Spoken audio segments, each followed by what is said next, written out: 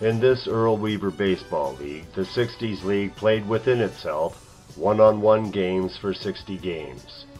The 1966 Orioles came out on top with a 37-23 record, while in the West, the 1965 Minnesota Twins at 36-24.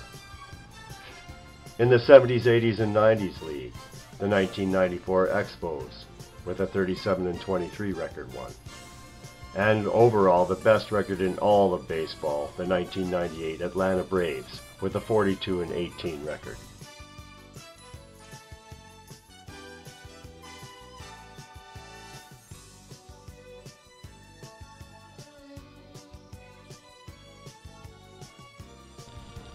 For 60s League batting leaders, 186 at-bats to qualify, Rico Cotti led with a .383 average, followed by Nellie Fox with a .353 average. Surprisingly, center fielder Tony Gonzalez of the '69 Braves came in with a .348 average. The ever-dependable Tony Oliva with a .341 average, and Richie Ashburn from the expansion '62 Mets came in with a .338 average.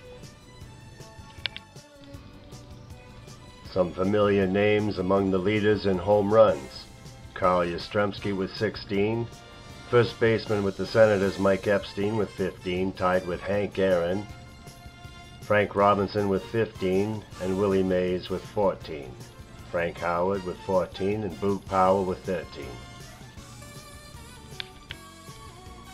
And of course, some tiny ERA numbers in the 60s League. Bob Gibson leading the way with a 1.46 ERA, followed by Steve Carlton. Dick Donovan in third with a 1.85, Phil Niekro of the Braves with a tiny 1.92 ERA, Koufax with a 1.94, and Jim Lonborg of the Red Sox with a 2.01 ERA.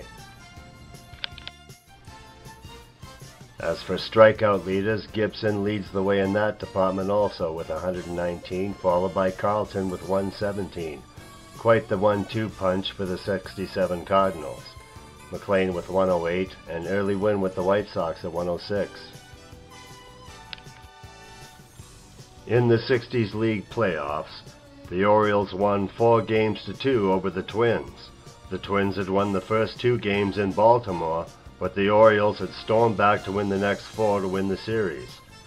Steve Barber went 2-0 with a 1.0 ERA. Frank Robinson hit 4 home runs.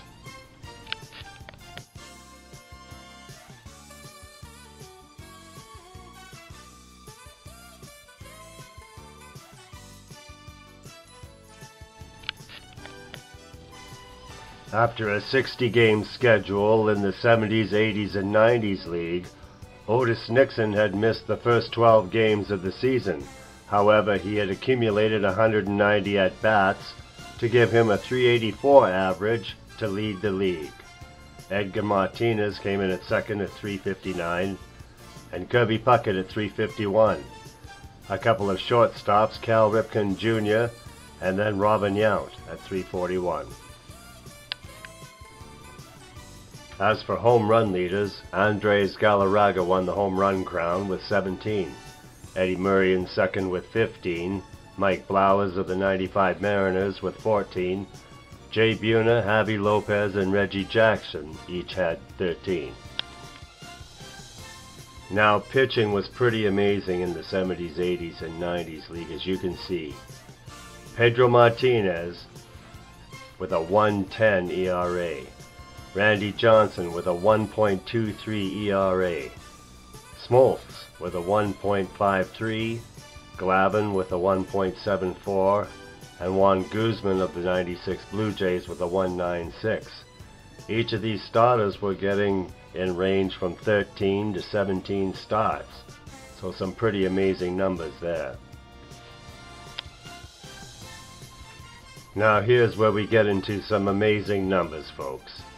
Randy Johnson, who went 15-3 for the '95 Mariners, had 189 strikeouts. Second place, Frank Tanana of the '76 Angels with 153, and his teammate Nolan Ryan of the '76 Angels with 151, Pedro with the Expos, 132 strikeouts, along with Ron Guidry of the 77 Yankees. In the league playoffs, in what turned out to be a bit of an upset, the 1994 Expos defeated the 1998 Braves in 7 games. The Expos had gone up 3 games to 1 at one point, with the Braves fighting back to tie it. But in Game 7, the Expos prevailed with a 4-1 victory. Moises Alou had 3 home runs in the series. Ken Hill went 2-0 for the Expos. And now for the championship series. The 1994 Expos against the 1966 Baltimore Orioles. Both teams had the same 37-23 record during the regular season. Surprisingly, the 1966 Orioles prevailed. Boog Powell was the hitting star. The Orioles had gone up 3-0 in games. The Expos came back for 2, but in Game 6, the Orioles won 7-1.